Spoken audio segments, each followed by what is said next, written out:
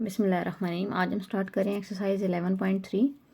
ये है प्रोबेबिलिटी की एक्सरसाइज और ये बच्चों को मुश्किल लगती है लेकिन ये नहायत ही आसान एक्सरसाइज है। आज की ये वीडियो देखने के बाद आप ख़ुद हर चीज़ की प्रोबेबिलिटी कैलकुलेट करने के काबिल हो जाएंगे, लेकिन आपने इस वीडियो को लास्ट तक देखना है और साथ ही साथ आप इस वीडियो को लाइक भी कर लें और चैनल को सब्सक्राइब भी कर लें। तो इसका हम क्वेश्चन नंबर 1 स्टार्ट करते हैं। सबसे पहले मैं आपको समझा दूं कि प्रोबेबिलिटी है क्या चीज़। प्रोबेबिलिटी किसी भी चीज़ के अकर होने का चांस है कि कोई भी चीज़ हो सकती है, इस बात का क्या चांस है या किसी भी चीज़ के ना होने का क्या चांस है। ठीक है, तो हम क्या करते हैं, अगर लेट्स सपोज हम एक कॉइन टॉस करें, ठीक है जी, उसमें हमारे पास टोटल पॉसिबल आउटकम्स क्या हो सकते हैं, या तो हेड आ सकता है या टेल आ सकता है। तो मतलब 2 पॉसिबल आउटकम हो सकते हैं। अगर मैं कहूँ हेड आने की प्रोबेबिलिटी क्या है, तो इसका मतलब है मेरा फेवरेबल आउटकम क्या है, एक, जस्ट मैं एक चीज़ को लाना चाह रही हूँ, तो उसकी टोटल प्रोबेबिलिटी हो जाएगी 1/2। आपने सेकेंड चीज़ ये याद रखनी है कि प्रोबेबिलिटी हमेशा 0 से 1 के दरमियान लाई करती है। ठीक है जी, हमारे प्रोबेबिलिटी जो होती है वो 0 से 1 के दरमियान लाई करती है। इसलिए कि अगर आप प्रोबेबिलिटी का कोई भी क्वेश्चन करते हैं तो आपका आंसर 1 से बड़ा नहीं आ सकता। अगर आपका आंसर 1 से बड़ा है तो उसका मतलब गलत। किसी भी चीज़ के ना होने की प्रोबेबिलिटी 0, कि कोई चीज़ हो ही नहीं सकती तो 0, या मैक्सिमम अगर वो हो सकती है, उसके 100% चांसेस हैं तो वो 1 तक जा सकती है। इससे बड़ी प्रोबेबिलिटी की वैल्यू नहीं होती। ये बात आपने जहन में रखनी है। और बाकी हम क्वेश्चन स्टार्ट करते हैं। प्रोबेबिलिटी का हमारे पास फार्मूला होता है favourable outcomes divided by total number of outcome, total number of outcomes. मतलब ये कि टोटल जो पॉसिबिलिटी है किसी भी चीज़ के होने की, और दूसरी चीज़ जो फेवरेबल आउटकम कि हम क्या चाह रहे हैं कि क्या हो।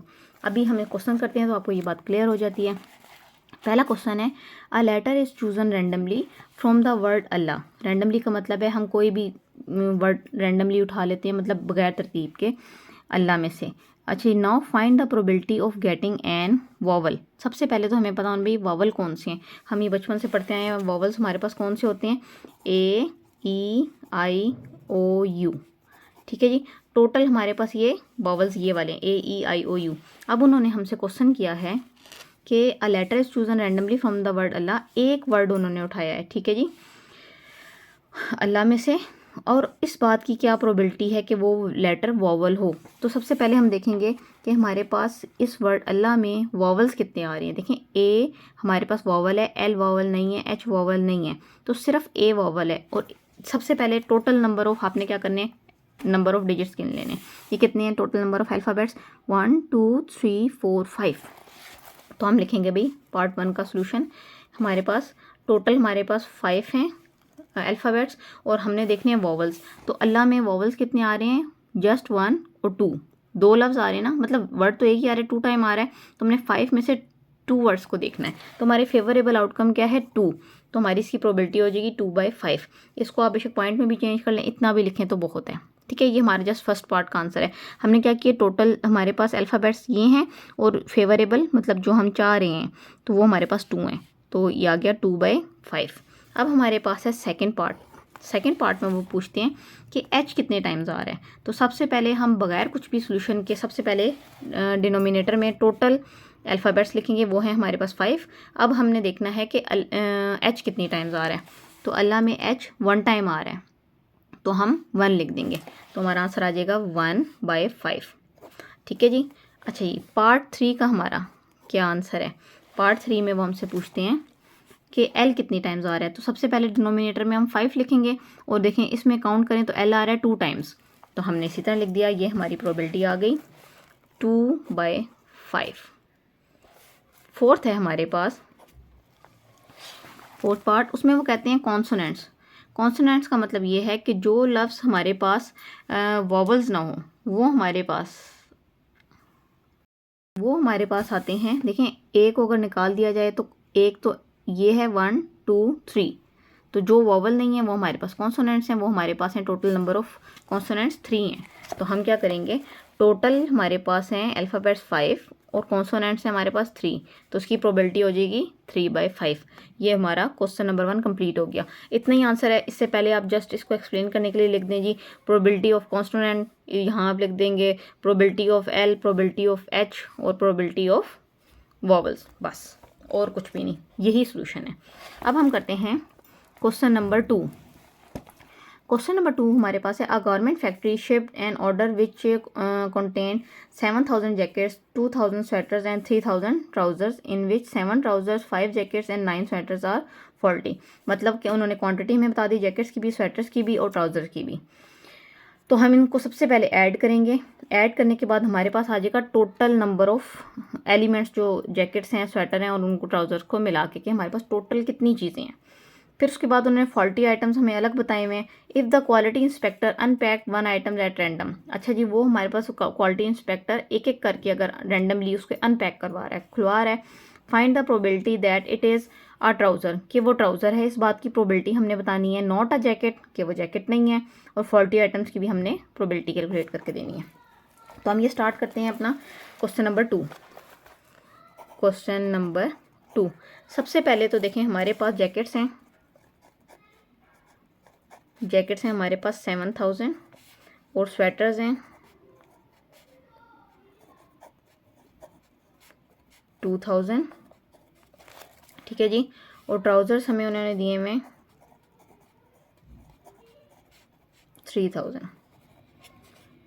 अच्छा जी, इनको हम टोटल कैलकुलेट करेंगे तो ये हमारे पास बनेंगे 12,000, ठीक है जी।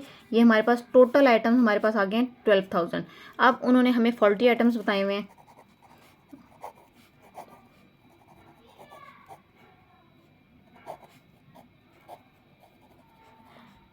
फॉल्टी आइटम्स हमारे पास टोटल उन्होंने कितने बताए हुए हैं, 7, 5 और 9, ठीक है जी। 7 + 5 + 9, टोटल उन्होंने हमें फॉल्टी आइटम्स बताए हुए हैं 21। अब हम कैलकुलेट करना शुरू करते हैं प्रोबेबिलिटी। हमारे पास टोटल देखें, तमाम प्रोडक्ट्स की टोटल क्वांटिटी कितनी है, 12,000। उसके बाद हम देखते हैं, उन्होंने हमें फर्स्ट पार्ट में कहा हुआ है कि कैलकुलेट करें आर ट्राउज़र के, जो हम कैलकुलेट कर रहे हैं, सॉरी वो अनपैक करवा रहे हैं, उसमें से जो निकला है वो ट्राउज़र है। तो ट्राउज़र की प्रोबेबिलिटी हमारे पास क्या होगी, ट्राउज़र हमारे पास से 3,000 और टोटल हमारे पास अभी हमने पीछे कैलकुलेट किया है, हम लिखेंगे प्रोबेबिलिटी ऑफ ट्राउज़र की प्रोबेबिलिटी क्या है, हमारे पास 3,000 ट्राउज़र्स हैं और टोटल आइटम्स हमारे पास कितने हैं, 12,000, ठीक है जी। तो इसको हम डिवाइड करेंगे, हमारा आंसर आ जाएगा 1/4।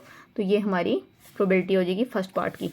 आपने क्या करना है, फेवरेबल आउटकम और टोटल आउटकम के टोटल कितने एलिमेंट्स हैं और हम किस चीज़ की प्रोबेबिलिटी देखना चाह रहे हैं, तो हमने वो लिख दी। हमारे पास ट्राउज़र आने की प्रोबेबिलिटी क्या है, 1/4। इसी तरह हमारे पास सेकेंड थिंग क्या है कि not a jacket, not a jacket, not a jacket. तो जैकेट हमारे पास कितनी है भाई, वो देख लेना 7,000, ठीक है। अब वो कहते हैं कि जैकेट ना आए, तो सबसे पहले हम जैकेट आने की प्रोबेबिलिटी निकालेंगे। इसके भी 2 तरीके हैं, आपको मैं दोनों करवा देती हूँ, जो आसान लगे वैसे कर लें। कि ये है 7,000 डिवाइडेड बाय हम करेंगे नॉट जैकेट की प्रोबेबिलिटी। ये होगी कि सबसे पहले तो हम जैकेट आने की प्रोबेबिलिटी देखते हैं। जैकेट आने की प्रोबेबिलिटी हमारे पास होगी 7,000 डिवाइडेड बाय 12,000, ठीक है जी। इन दोनों को हम डिवाइड करेंगे तो हमारा आंसर आ जाएगा 7/12। ये हमारे पास जैकेट आने की प्रोबेबिलिटी है। अब जब हमने जैकेट नहीं लानी तो टोटल प्रोबेबिलिटी मैंने आपको अभी पहले बताई थी 1 होती है, तो हम 1 में से माइनस करेंगे 7/12। अगर आपको ये लॉजिक कभी समझ नहीं आई तो देखें, ये आप ऐसे समझ लें कि 5 किस्म के फ्रूट टेबल पे पड़े हुए हैं, आपने एक फ्रूट खा लिया, तो कितने फ्रूट आपने नहीं खाए, तो उसका आंसर है 4। अब वो कैसे पता चलेगा कि टोटल नंबर ऑफ़ फ्रूट्स में से आपने जितने खा लिए आपने उसको माइनस किया तो आपके पास बकाया फ्रूट्स की क्वांटिटी आ गई। ये भी बिल्कुल इसी तरह है कि टोटल प्रोबेबिलिटी हमारे पास 1 होती है, अगर उसमें से हम माइनस कर दें जो चीज़ आने की प्रोबेबिलिटी होती है तो बाकी जो आंसर आता है वो आता है ना आने का। कैसे कि अब हम 1 में से माइनस कर दें जैकेट के आने की प्रोबेबिलिटी, तो वो पीछे जो इसको कैलकुलेट करके आंसर आएगा वो हमारे पास आएगा इस जैकेट के ना आने की प्रोबेबिलिटी। तो हम क्या करते हैं, नेक्स्ट स्टेप में इसका एलसीएम लेते हैं, तो ये आ जाएगा 12 - 7/12 दैट इज इक्वल्स टू 5/12, ठीक है। ये हमारा आंसर आ गया। अब इसी का एक और तरीका है कि आप या तो प्रोबेबिलिटी उसकी कैलकुलेट करें आने की और 1 में से माइनस करें, या आप डायरेक्ट ऐसे करें कि उन्होंने कहा जैकेट नहीं आनी चाहिए, तो इसका मतलब है जैकेट ना आए तो क्या आए, स्वेटर्स आएंगे या फिर ट्राउज़र आएंगे। तो हम क्या करेंगे, स्वेटर और ट्राउज़र की जो वैल्यूज़ हैं उनको ऐड कर लेंगे। जैसे कि स्वेटर मेरे पास कितने हैं 2000 है और ट्राउज़र कितने हैं 3000 है। इन दोनों को अगर हम ऐड करें तो हमारा आंसर बनता है 5000। तो मैं यहाँ लिखूँगी 5000 divided by total number of items मेरे पास कितने हैं 12000। ठीक है जी, इनकी हमने ये कटिंग कर दी तो मेरे पास आंसर आ गया 5/12। तो ये भी हमारा दूसरा तरीका है। या तो आप इस तरीके से कर लें या फिर आप इस तरीके से कर लें, जैसे आपको आसान लगे वैसे आप सॉल्व कर लें। ठीक है जी। अच्छा जी, अब हम क्या करते हैं इसका थर्ड पार्ट में वो हमें कहते हैं फॉल्टी आइटम्स। फॉल्टी आइटम्स का मतलब है जो आइटम्स ख़राब हो गए हैं उनकी प्रोबेबिलिटी निकालनी है। तो वो हमने पहले कैलकुलेट किए थे 7 + 5 + 9 और हमारा आंसर आया था 21। ठीक है जी, हमारे पास इसका मतलब है फेवरेबल आउटकम्स क्या हैं 21 और टोटल हमारे पास हमने कैलकुलेट किए हुए हैं, हमारे टोटल आइटम्स कितने हैं 12000। तो इसका थर्ड वाले का आंसर हमारा आएगा कि 21 डिवाइडेड बाय 12000। फॉल्टी आइटम्स हमारे पास 21 थे और उसके बाद टोटल आइटम्स हमारे पास 12000 थे। इसको हम कैलकुलेटर से कैलकुलेट करते हैं तो हमारा आंसर आ जाएगा 0.00175। बस इतना सा क्वेश्चन, सिंपल। अच्छा जी, अब ये हमारा सेकंड क्वेश्चन कंप्लीट हो गया। अब हम करते हैं क्वेश्चन नंबर 3। क्वेश्चन नंबर 3 में हमें वो कहते हैं a number of wheel is divide into 8 equal sectors label as. अच्छा जी, हमें अब फ्लावर्स के नाम दिए हुए उन्होंने। ठीक है जी। उन्होंने कहा मास स्पिन द व्हील वंस, वो एक दफ़ा स्पिन करता है। अब इसकी प्रोबेबिलिटी बतानी है, find the probability that pointer stop at rose, के जो पॉइंटर है वो रोज पे रुकेगा। इसका मतलब है आपने रोज़ के आने की प्रोबेबिलिटी बतानी है। तो सबसे पहले हमने क्या करना है, टोटल नंबर ऑफ आइटम्स जो हमें दिए हुए हैं या टोटल नंबर ऑफ फ्लावर्स जो हमें दिए हुए हैं वो हम लिखेंगे। वो कितने हम काउंट कर लेते हैं, 1 2 3 4 5 6 7 8। हमें 8 जो है ना वो दिए हुए फ्लावर्स। हम यहाँ लिखेंगे नंबर ऑफ फ्लावर्स, वो है हमारे पास 8। अब उन्होंने कहा है रोज़ आने की प्रोबेबिलिटी, तो उसमें हमारे पास रोज़ आने की प्रोबेबिलिटी क्या है, प्रोबेबिलिटी ऑफ रोज़ आने की प्रोबेबिलिटी 1 और टोटल आइटम हमारे पास है 8। तो हमारे पास 1/8 प्रोबेबिलिटी है रोज़ आने की। अब आप कहेंगे ये वन कैसे आया, इसलिए कि देखें ये तमाम हमारे पास उनके नाम दिए हुए ना इन्होंने फ्लावर्स के, तो उसमें रोज़ 1 टाइम आ रहा है। तो अब रोज़ आने की प्रोबेबिलिटी निकालनी है तो हमने फेवरेबल आउटकम हमारा क्या है जस्ट 1 और टोटल आउटकम्स क्या है 8। तो 1/8 करेंगे तो हमारे रोज़ आने की प्रोबेबिलिटी आ जाएगी। Stop at a 4 letter flower name, वो कहते हैं कि कोई भी 4 लेटर फ्लावर आए, इस बात की क्या प्रोबेबिलिटी। तो 4 लेटर हमारे पास कौन कौन से हैं, लिली रोज़। ये हमारे 8 में से सिर्फ 2 हमारे पास ऐसे हैं जो 4 लेटर फ्लावर्स हैं। मतलब देखें LILY 4 अल्फ़ाबेट से बने हैं ना, तो हम स्टॉप एट 4 लेटर फ्लावर, तो 4 लेटर्स वाला है तो हमारे पास 2 हैं। तो फेवरेबल आउटकम हमारे कितने हो गए 2 और टोटल आउटकम्स कितने हैं हमारे पास 8। तो हम लिखेंगे प्रोबेबिलिटी ऑफ 4 लेटर फ्लावर, वो हमारे पास क्या है 4 लेटर फ्लावर्स हमारे पास 2 हैं और टोटल हमारे पास 8। तो हम इसको डिवाइड करेंगे 2 1 ज़ा 2 2 4 ज़ा 8, तो 1/4 इसका आंसर है। क्वेश्चन ये बहुत आसान है, बस एक लॉजिक सेट करने वाली बात है कि हमारे फेवरेबल आउटकम्स कौन से हैं और उसको हमने डिवाइड कर देना है टोटल नंबर ऑफ आउटकम्स से या जो टोटल नंबर ऑफ पॉसिबिलिटीज़ हैं। अच्छा जी, अब हमारे पास है अगला, does not stop at marigold.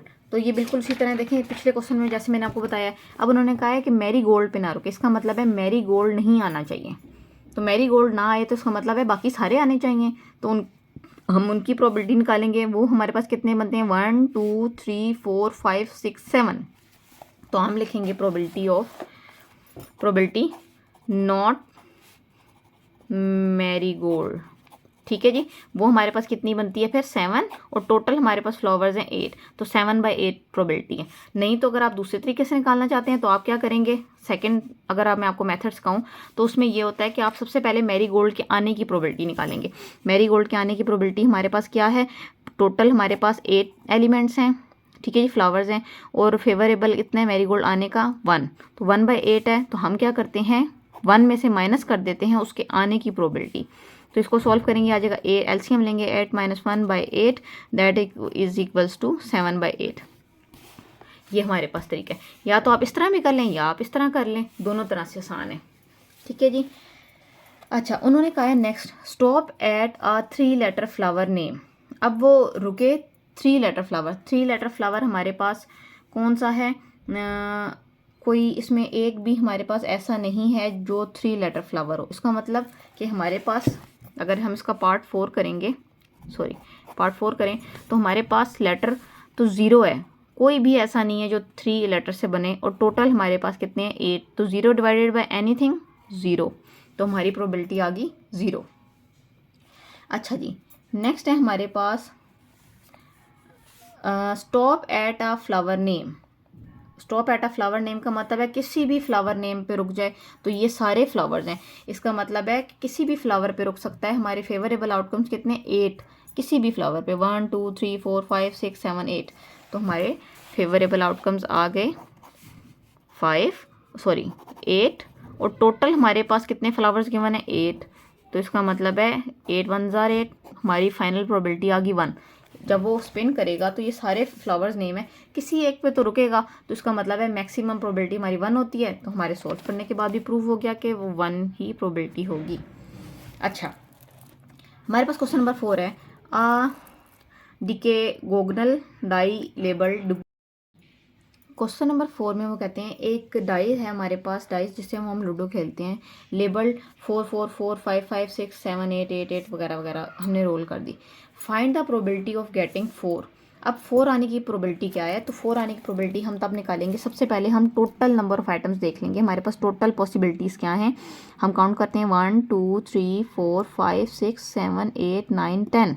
तो टोटल हमारे पास कितने नंबर ऑफ एलिमेंट्स हैं, आउटकम्स हैं, वो हम लिखते हैं, हमारे पास हैं 10।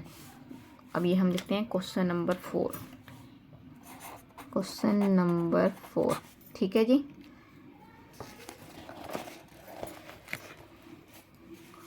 Total number of outcomes equals to 10 है हमारे पास। अब उन्होंने कहा है 4 आने की क्या प्रोबेबिलिटी है? तो 4 आने की हम कहेंगे प्रोबेबिलिटी ऑफ 4 जो अभी है आने की प्रोबेबिलिटी, तो वो हमारे निकालेंगे। टोटल हमारे पास हैं 10 और हम काउंट करेंगे कि इस नंबर्स में 4 कितने टाइम्स आ रहा है। 1 2 3 4, 4 आ रहा है 4 टाइम्स। तो हम यहाँ लिख देंगे 4/10। फिर 2 2 ज़ार 4, 2 5 ज़ार 10। तो 2/5 हमारी 4 आने की प्रोबेबिलिटी होगी। ये हमारा फर्स्ट पार्ट हो गया। सेकंड है एन इवन नंबर। ठीक है जी, हमने सेकंड पार्ट किया। इवन नंबर हमारे पास कौन से होते हैं? जो 2 के टेबल में आते हैं। तो 2 के टेबल में हमारे पास जो नंबर आते हैं हम वो काउंट कर लेते हैं। वो कौन कौन से हमारे पास? 4 है, 6 है और 8 है। तो 4 हमारे पास 4 टाइम्स आ रहा है, हमने ये 4 लिख लिया। 4 5 6 7 डिजिट्स हैं जो इवन नंबर्स हैं। आपने यूँ नहीं गिनना कि जैसे ये 4 गिन लिए और ये 6 आ रहा था तो आपने कहा मैंने 5 क्यों बोला। बेसिकली 5 नंबर ऑफ वैल्यूज़ में गिन रही हूँ। Number of value 1 2 3 4 5 6 7। तो मेरे जो फेवरेबल आउटकम्स हैं इवन नंबर्स वो कितने हैं? 7। और टोटल कितने हैं? 10। तो ये हमारी प्रोबेबिलिटी आ जाएगी इवन नंबर्स की। इवन नंबर्स की प्रोबेबिलिटी आंसर आ गया 7/10। बस यही हमारा सेकंड पार्ट का सोल्यूशन है। थर्ड, 4 के मल्टीपल हमारे पास कौन से हैं? 4 का टेबल 4 पे जाता है और 4 का टेबल 8 पे जाता है। तो इनको हम काउंट करें। 4 कितने टाइम्स आ रहा है? 1 2 3 4 और साथ में 8 इंक्लूड करेंगे। नंबर ऑफ आइटम्स हमने गिनने हैं ना, बेसिकली नंबर ऑफ डिजिट्स गिनने हैं कितने हैं। तो वो हमारे पास टोटल हैं 10। तो हमने लिख दिया भाई टोटल हमारे पास हैं 10। और यहाँ काउंट करेंगे 1 2 3 4 5 6। तो फेवरेबल आउटकम्स हमारे जिस पे 4 का टेबल जाता है हमारे पास 6 आइटम्स हैं। तो हमने 6/10 किया तो हमारा आंसर आ जाएगा 2 3 ज़ार 6 2 5 ज़ार 10। तो इसकी प्रोबेबिलिटी हमारी आ गई 3/5। जस्ट इतना सा आपने लिखना है। अच्छा जी, उसके बाद नेक्स्ट है हमारे पास नॉट अ लार्जेस्ट। अच्छा जी, एडिटिव आइडेंटिटी ग्रेटर देन 10। अच्छा सॉरी, यहाँ पे हैं हम कौन से हैं? Multiple of 4। अच्छा जी, नॉट अ 7। इसका मतलब है 7 ना आने की प्रोबेबिलिटी क्या है? नॉट अ 7 के 7 ना आए। इसका मतलब है 7 ना आए तो 7 के अलावा सब कुछ आए। तो हम क्या करेंगे? 7 को छोड़ के तो हम बाकी आइटम नंबर ऑफ एलिमेंट्स गिनेंगे। वो कितने हैं? 1 2 3 4 5 6 7 8 9। बाकी हमारे पास है 9, तो हम लिखेंगे प्रोबेबिलिटी ऑफ नॉट 7, तो ये आ जाएगी हमारे पास 9/10। बस सिंपल सा ये हमारा आंसर है। या दूसरा तरीका ये है कि आप अगेन 1 में से 7 आने की प्रोबेबिलिटी को माइनस करें, जैसे हमने क्वेश्चन नंबर 1 और 2 में किया है। लेकिन ये आसान तरीका है कि जिस आइटम के ना आने की प्रोबेबिलिटी तो बाकी सारों के आने की प्रोबेबिलिटी आप लिख देंगे तो ज़्यादा आसान हो जाएगा, एक स्टेप में हमारा क्वेश्चन सॉल्व हो जाएगा। अच्छा जी, उसके बाद है नेक्स्ट हमारे ऑड नंबर्स। ऑड नंबर्स वो होते हैं जो 2 के टेबल में नहीं आते, तो वो हमारे पास ऑड नंबर्स कौन से हैं, जस्ट 5 और 7 है। तो हम गिनेंगे 5 और 7 कितने टाइम्स आ रहा है, 1 2 3 टाइम्स आ रहा है। तो हम लिखते हैं ऑड नंबर्स की प्रोबेबिलिटी ऑफ ऑड नंबर्स, तो वो हमारे पास बनती है 3/10। तो ये हमारा नेक्स्ट पार्ट का भी आंसर है। प्राइम नंबर्स वो होते हैं जो अपने अलावा किसी के टेबल में नहीं आते, जैसा कि हमारे पास 5 और 7 है, क्योंकि 6 भी 3 के टेबल में आता है, 2 के टेबल में भी आता है, 8 भी आता है, 4 भी आता है 2 के टेबल में, जस्ट 5 और 7। तो हम लिखेंगे प्रोबेबिलिटी ऑफ प्राइम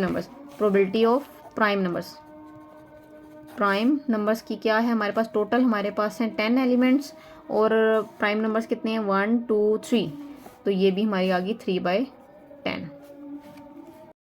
अच्छा जी, नेक्स्ट पार्ट है हमारे पास LCM of 4 and 8। LCM of 4 and 8 हमारे पास क्या होता है, 8। एलसीएम तो हमारे पास 4 और 8 का 8 आता है, तो हमने यहाँ देखना है कि 8 कितने टाइम्स आ रहा है। 8 आ रहा है 1 टाइम और 2 टाइम, ठीक है जी, 2 टाइम्स आ रहा है और टोटल नंबर ऑफ वैल्यूज़ हमारे पास कितनी है, 10 है। तो हम क्या करेंगे, probability of LCM of 4 and 8, total हमारे पास 10 है और 8 कितने टाइम्स आ रहा है, 2 टाइम्स आ रहा है। तो इसकी प्रोबेबिलिटी हम निकालेंगे, 2 1 2, 2 5 10, तो 1/5 इसकी प्रोबेबिलिटी आ गई। नेक्स्ट है हमारे पास HCF ऑफ 4 एंड 8। HCF होता है हाईएस्ट कॉमन फैक्टर हमारे पास, वो है हमारे पास 4। तो 4 कितने टाइम्स आ रहा है डाटा में, हम वो देखेंगे 1 2 3 4। तो 4 की हमने निकालना है probability of HCF of 4 and 8। तो 4 हमारे पास आ रहा है 4 टाइम्स और टोटल हमारे पास वैल्यूज़ हैं 10। तो हम क्या सोल्व करेंगे, 2 2 4, 2 5 10। इसमें आपने तमाम क्वेश्चन में एक लॉजिक रखनी है, favourable outcome divided by total number of items, ठीक है जी। टोटल हमारे पास 10 है, अब उन्होंने HCF पूछा था 4 और 8 का, HCF हमारे पास 4 होता है, तो हमने 4 देख लिया कितने टाइम्स आ रहे हैं, हमने काउंटिंग कर ली 1 2 3 4। अच्छा, नेक्स्ट है फैक्टर ऑफ 12। फैक्टर ऑफ 12 का मतलब है कि 12 के फैक्टर जिन वैल्यूज़ का टेबल 12 पे जाता हो, तो वो हमारे पास कौन सी हैं, वो है हमारे पास 4 और 6, ठीक है जी। तो हम इनको गिन लेते हैं, कितने आइटम्स हमारे पास बने, 1 2 3 4 5। तो हम लिखते हैं प्रोबेबिलिटी ऑफ फैक्टर 12, वो हमारे पास हमने कैलकुलेट कर लिए 5 हैं और टोटल हमारे पास कितने डिजिट्स हैं, 10 है। तो इसको हम सॉल्व करेंगे 1/2, 5 1 5, 5 2 10, तो इसकी प्रोबेबिलिटी आ गई 1/2। साथ ही हमारा क्वेश्चन नंबर 4 कंप्लीट हो गया। अब हम करते हैं क्वेश्चन नंबर 5। क्वेश्चन नंबर 5 में वो हमें कहते हैं a 1 digit whole number is chosen at random, find the probability that it is less than 5। सबसे पहले आपको पता होना चाहिए कि 1 डिजिट होल नंबर कौन से होते हैं। होल नंबर होते हैं जो 0 से स्टार्ट होते हैं, और 1 डिजिट जो 0 से स्टार्ट होते हैं और 9 तक जाते हैं, क्योंकि 10 तो हमारे पास 2 डिजिट होता है ना, वो 1 और 0 से मिलके बनता है। फिर 11 भी 1 1 से मिलके बनता है, तो वो भी 2 डिजिट हो जाता है। तो 1 डिजिट हमारे पास जो होल नंबर्स हैं वो जस्ट 0 से स्टार्ट होंगे और 9 तक जाएंगे। अब सबसे पहले तो हम अपने क्वेश्चन में लिख लेते हैं ना, ताकि सिंप्लीफाई हो जाए। तो हम सबसे पहले लिखते हैं हमारे पास कौन कौन से होल नंबर्स होते हैं, 0 1 2 3 4 5 6 7 8 और 9। अब मैं ये नंबर्स काउंट करूँ तो देखें ये 10 नंबर्स बन रहे हैं, 0 को इंक्लूड करके हमने गिनना है ना, 1 2 3 4 5 6 7 8 9 10। मतलब टोटल हमारे पास जो नंबर्स हैं वो उन्होंने 10 दिए हुए। अब हमने हर एक के डिनोमिनेटर में 10 लिखना है, और उसके बाद जो ऊपर उन्होंने किसी भी चीज़ की प्रोबेबिलिटी फेवरेबल आउटकम का होगा हम वो देखेंगे और उसकी प्रोबेबिलिटी साथ ऊपर लिख देंगे, तो हमारा सारा क्वेश्चन हो जाएगा। फर्स्ट है less than 5, 1 digit whole number choose find the probability that it is less than 5। अच्छा, वो एक जो है ना वो डिजिट चूज़ कर रहा है और इसकी क्या प्रोबेबिलिटी है कि वो लेस देन 5 होगा, ठीक है जी। तो लेस देन 5 हमने गिनने हैं, कितने हमारे पास डिजिट्स आ रहे हैं, ये आ रहे हैं 1 2 3 4 5, क्योंकि उन्होंने लेस देन 5 का है तो 5 इंक्लूड नहीं होगा। तो 5 से कम हमने देखे हैं, हमारे पास टोटल 5 डिजिट्स हैं, तो हमने लिख दिए फेवरेबल आउटकम्स 5। अब इसको सॉल्व करेंगे, 5 1 जार 5, 5 2 जार 10, तो हमारी प्रोबेबिलिटी आ गई 1/2। अब हमने इसी तरह नेक्स्ट क्वेश्चन के लिए, अब मैं देखें नेक्स्ट है, नेक्स्ट पेज पे करते हैं।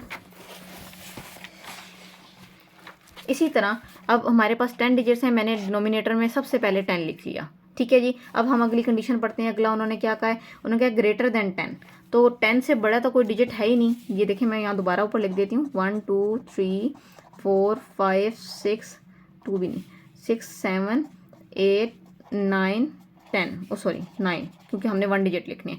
तो ये हमारे पास डिजिट्स हैं। अब उन्होंने कहा ग्रेटर देन 10, तो यहाँ तो 10 है ही नहीं, कि उससे बड़े की क्या प्रोबेबिलिटी निकालेंगे, तो मतलब कि हमारा फेवरेबल आउटकम तो कोई है ही नहीं यहाँ पे, तो हम इसकी जगह लगा देंगे 0। तो 0 डिवाइडेड बाय एनीथिंग 0, तो हमारे पार्ट 2 का भी आंसर आ गया। अच्छा जी, उसके बाद उन्होंने कहा नॉट आर, अच्छा जी हमारे पास है not the largest 1 digit number. तो लार्जेस्ट 1 डिजिट नंबर हमारे पास क्या है, 9। अब कहते हैं इस 9 के अलावा जो है वो बाकी तमाम डिजिट्स की प्रोबेबिलिटी बताएं। तो हम ये तमाम नंबर्स काउंट करेंगे, तो हमारे पास बनते हैं 1 2 3 4 5 6 7 8 9। तो हम क्या करेंगे, फेवरेबल आउटकम्स हमारे कितने हैं 9, और टोटल आउटकम्स हमारे पास वैल्यूज़ कितनी है 10। तो हमारी इसकी प्रोबेबिलिटी आ गई 9/10। ये आ गई probability of largest 1 digit number. इसको आप पूरा कंप्लीट लिख लें, ठीक है जी। ये हमारे पास आ गई 9/10। अच्छा जी, नेक्स्ट हमारे पास है, वो कहते हैं additive identity of the whole numbers. Additive identity क्या होती है, ये हमें पता है कि एडिटिव आइडेंटिटी हमारे पास वो नंबर होता है कि जिसको हम ऐड करें और उस नंबर पे कोई फ़र्क ना पड़े। तो ऐसा नंबर तो हमारे पास जस्ट ये 0 बनता है, ठीक है। 0 को किसी भी चीज़ में ऐड किया जाए तो वो चीज़ वैसी ही रहती है। तो हमारे पास एडिटिव आइडेंटिटी में एक डिजिट है, इसका मतलब कि मेरा फेवरेबल आउटकम क्या है 1, और टोटल वैल्यूज़ कितनी है 10, तो प्रोबेबिलिटी मेरी आ गई 1/10। नेक्स्ट है हमारे पास, वो कहते हैं HCF of 3 and 5। HCF of 3 and 5 हमारे पास आता है हाईएस्ट कॉमन फैक्टर 1, ठीक है जी। HCF हमारे पास 1 है, तो हम देखें 1 डाटा में कितनी टाइम्स आ रहा है, 1 टाइम आ रहा है। इसका मतलब मेरा फेवरेबल आउटकम क्या है 1, और टोटल वैल्यूज़ हैं 10, तो मेरे पास इसकी भी प्रोबेबिलिटी आ गई 1/10। नेक्स्ट है हमारे पास multiplicative identity of the real number. Multiplicative identity का मतलब है किसी भी वैल्यू को मल्टीप्लाई किया जाए तो आंसर वैसे ही रहे। तो मल्टीप्लिकेटिव आइडेंटिटी की वैल्यू हमारे पास है 1, ठीक है। जब इसको हम लिखेंगे तो मेरा फेवरेबल आउटकम क्या है 1, और टोटल वैल्यूज़ हैं 10, तो इसकी भी प्रोबेबिलिटी आ गई 1/10। अगला है हमारे पास not a prime number. Not a prime number, वो कहते हैं भाई प्राइम नंबर ना हो, तो वो हम अगर काउंट करें हमारे पास कौन कौन से हैं, 0 1 2 0 1 4 6 8 और 9, 0 1 4, उसके बाद 6 8 और 9, 1 2 3 4 5 6 वैल्यूज़ बनती हैं, ठीक है। उन्होंने कहा जो प्राइम नंबर नहीं है, तो इसके 9 पे भी टेबल जाता है, 8 पे भी जाता है, 6 पे भी जाता है, 4 पे भी जाता है, और 0 और 1 प्राइम नहीं होते, ठीक है जी। तो हमने वो वाले डिजिट्स पे तमाम उनको मार्क कर लिया। तो 1 2 3 4 5 6 मेरी फेवरेबल आउटकम्स कितने बने 6, तो मैं लिखूँगी 6 divided by total number of values कितनी हैं 10, तो आ गया 2 3 ज़ार 6 2 5 ज़ार 10। तो मेरी इस जो है वो पार्ट की प्रोबेबिलिटी आ गई 3/5। उसके बाद है नेक्स्ट फैक्टर ऑफ 9। 9 के फैक्टर्स के मतलब जिन जिन का टेबल 9 पे जाता हो, तो वो है हमारे पास जस्ट 3, ठीक है जी। और 1 का भी टेबल जाता है, तो एक 1 एक 3 और एक 9 खुद, इनके अलावा और कोई फैक्टर नहीं है। तो मेरे फेवरेबल आउटकम्स कितने हो गए 3। कौन कौन से हैं, एक 1 एक 3 और एक 9। तो फेवरेबल आउटकम मेरे हो गए 1 3 9, 3 वैल्यूज़, और टोटल वैल्यूज़ मेरे पास हैं 10, तो मेरी प्रोबेबिलिटी आ गई 3/10। सिंपल से आपने सिर्फ लॉजिक सेट करनी है, नंबर ऑफ वैल्यूज़ टोटल मैंने लिख दी, और यहाँ फेवरेबल जो भी वो कंडीशन देते जाएंगे वो वैल्यू हम यहाँ लिखते जाएंगे काउंट करके, नंबर ऑफ वैल्यूज़, ये नहीं कि इनको हम प्लस करके लिखेंगे। अच्छा जी, उसके बाद हमारे पास फैक्टर ऑफ 9 हो गया, और हमारा क्वेश्चन नंबर 5 कंप्लीट हो गया। अब क्वेश्चन नंबर 6 है हमारे पास। क्वेश्चन नंबर 6 में वो हमें कहते हैं अ coin is toss 10 time, complete the given table and answer the questions. अच्छा जी, उसके बाद वो कहते हैं कि भाई ये टेबल को पढ़ो और हमें आंसर दो।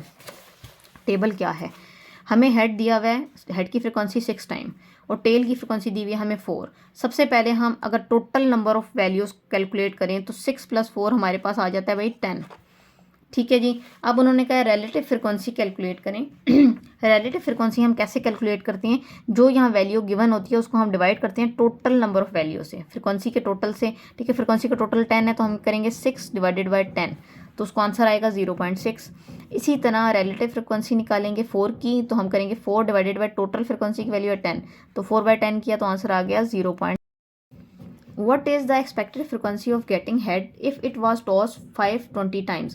तो आपने सिंपली ये करना है, अगर हमारे पास एक्सपेक्टेड फ्रिक्वेंसी उन्होंने फाइंड करने का कहा है तो जो फ्रिक्वेंसी हमारे पास गिवन है उसको नंबर ऑफ टाइम से मल्टीप्लाई कर देना है। तो हम करेंगे 6 / 10 × 520। तो ये इसको कैलकुलेट करने के बाद हमारा आंसर आ जाएगा 312। बस सिंपल सा कि जो भी आपको प्रोबेबिलिटी की वैल्यू दी हुई है, अगर हेड की दी हुई है तो उन्होंने कहा है 6/10 है, मतलब जो हमने निकाली है 6/10 उसकी फ्रिक्वेंसी, उसको मल्टीप्लाई कर देना है आपने रिलेटिव फ्रिक्वेंसी को नंबर ऑफ टाइम से, कि जितने टाइम्स दिया हुआ है। अब जैसे इन्होंने कहा है what is the expected frequency of getting tail if it was tossed 305 times, तो इसकी जो भी रिलेटिव फ्रिक्वेंसी दी हुई है 4/10 हमने कैलकुलेट की है ना रिलेटिव फ्रिक्वेंसी, या 0.4 है, जो भी आपको ईजी लगे उससे मल्टीप्लाई करें। हम करेंगे 4 / 10 मल्टीप्लाई बाय जितने टाइम्स दी हुई है 305 टाइम्स, तो इसको हम कैलकुलेट करेंगे कैलकुलेटर से, तो इसका हमारा आंसर आ जाएगा 122। ठीक है भाई, ये अब ये हमारा हो गया क्वेश्चन नंबर 6 कंप्लीट। नेक्स्ट है हमारे पास उनका है complete the table by given on फलानी वैल्यूज़। ये पेज थोड़ा फटा हुआ है। If the die is roll 120 times. अच्छा जी, 120 टाइम्स उन्होंने टोटल फ्रिक्वेंसी बता दी है, नहीं तो हम खुद भी कैलकुलेट कर लेते। ये ना हमें नंबर्स दिए हुए हैं, ये फ्रिक्वेंसी की वैल्यूज़ दी हुई हैं। उन्होंने कहा रिलेटिव फ्रिक्वेंसी आपने कैलकुलेट करके बतानी है। तो हम सबसे पहले क्या करते हैं, पिछले क्वेश्चन की तरह हमें पता है हमें फ्रिक्वेंसी का टोटल निकालना है, वो 120 है और वो उन्होंने खुद भी ऊपर दे दिया। रिलेटिव फ्रिक्वेंसी हम कैसे निकालते हैं, जो भी वैल्यू होती है, जैसे ये 15 है तो हम करेंगे, ये मैं इधर लिख रही हूँ, वैसे आपने अगले टेबल में लिखनी है। 15 / टोटल नंबर ऑफ फ्रिक्वेंसी क्या है 120, 15/120 करेंगे हमारा आंसर आ जाएगा 0.125। इसी तरह हम करेंगे 25 / 120, तो हमारा आंसर आ जाएगा 0.2083। इसी तरह हमने नेक्स्ट की 15 / 120, तो ये आंसर आ गया। फिर ये की 20 / 120, तो हमारा ये आंसर आ गया। फिर 30 / 120 किया तो 0.25 आ गया। 15 / 120 किया तो 0.125 आ गया। ये हमारी रिलेटिव फ्रिक्वेंसी कैलकुलेट हो गई। अगले उसने इसी का पार्ट है if it was rolled 6000 times how many times occurrence of 6 is expected. तो हमने क्या करना है पिछले क्वेश्चन की तरह, अब उन्होंने 6 की बात की है तो 6 की फ्रिक्वेंसी उठा लेनी है। ये हमारे पास क्या बनती है 15 / 120, या तो आप पॉइंट वाली वैल्यू उठा लें या ये इस तरह लिख दें जैसे आपको आसानी हो। तो हम क्या करते हैं, उन्होंने कहा है ये कितने टाइम्स आ रही है, हमने टाइम से मल्टीप्लाई कर देना। 6000 टाइम है तो हम करेंगे 6000 × 15 / 120, तो इसको सॉल्व करने के बाद हमारा आंसर आ जाएगा 750। ठीक है जी, हमने ऐसे लिखा 6000 × 15 / 120, जो यहाँ पे वैल्यू थी उसको मल्टीप्लाई करिए जितने नंबर ऑफ टाइम्स से उन्होंने कहा था, और ये हमारा आंसर आ गया 750। नेक्स्ट पार्ट इसी तरह है हमारे, उन्होंने कहा भाई if it was rolled 3000 times how many times occurrence of 1 is expected. अब 1 की प्रोबेबिलिटी हमारे पास है 15 / 120, हम इसी तरह लिखेंगे, हम करेंगे 15 / 120 × 3000, 15 / 120 मल्टीप्लाई बाय उन्होंने कितने टाइम्स कही हुई हमें 3000 टाइम, तो हम 3000 टाइम्स से इसको मल्टीप्लाई कर देंगे। अब इसका हम कैलकुलेटर से आंसर निकालेंगे तो हमारे पास आंसर आ जाएगा 375। ठीक है जी। अब उसके बाद उन्होंने एक और पार्ट कहा है if it was rolled 400 times how many times occurrence of 2 is expected. तो 2 की फ्रिक्वेंसी हमारे पास रिलेटिव क्या है 25 / 120, तो हम इसको लिखेंगे, हम लिखेंगे 25 / 120 और इसको कितने टाइम मल्टीप्लाई करना है 400 टाइम। तो हमने 400 टाइम इसको मल्टीप्लाई किया, इसको हमने कैलकुलेटर से सॉल्व किया तो हमारा आंसर आ गया 83। तो ये हमारा 7 क्वेश्चन कंप्लीट हो गया।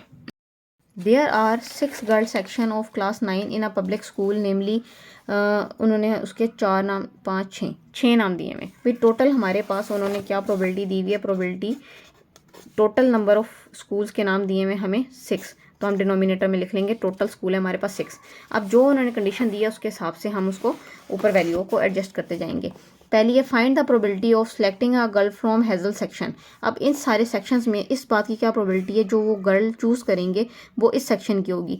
तो ये हमारे पास टोटल हमारे पास 6 हैं, वो हमने लिख लिए। और हमारे पास फेवरेबल आउटकम क्या है 1, हम एक सेक्शन की बच्ची चूज़ करना चाह रहे हैं, तो हमारा आंसर आ गया 1/6। अच्छा जी, नेक्स्ट है find the probability of not selecting a girl from hazel section. इसका मतलब है कि इस सेक्शन के अलावा बाकी तमाम सेक्शंस की बच्चियां चूज़ हो सकती हैं, तो हम इसकी प्रोबेबिलिटी को माइनस कर देंगे। या तो आप इसकी प्रोबेबिलिटी जो आई है 1/6 इसको 1 में से माइनस कर दें, तब भी नहीं तो हम बाकी रिमेनिंग की निकाल लेते हैं। वो हमारे पास है 1 2 3 4 5, तो इसकी प्रोबेबिलिटी हम लिख लेंगे 5/6, ठीक है। और ऊपर वाले की प्रोबेबिलिटी हमने कैलकुलेट की थी वो 1/6 थी। इसी तरह नेक्स्ट की verify the answer of both parts A and B add up to the unity. अच्छा जी, वो हमने क्या करना है कि जो इनकी प्रोबेबिलिटी आई है इन दोनों को करना है ऐड। तो हम करते हैं ऐड, वो हम आएगा 1/6 प्लस 5/6। इन दोनों को हम ऐड करेंगे तो हमारे पास आंसर आ जाएगा 6/6, दैट इज इक्वल टू 1। तो हमारे थर्ड वाले पार्ट का आंसर आ गया 1, ये हमने लिख दिया 1। अच्छा, if 6 girls are to be selected, अगर 6 लड़कियां सेलेक्ट हो रही हैं, find the expected frequency of selecting from orchard section.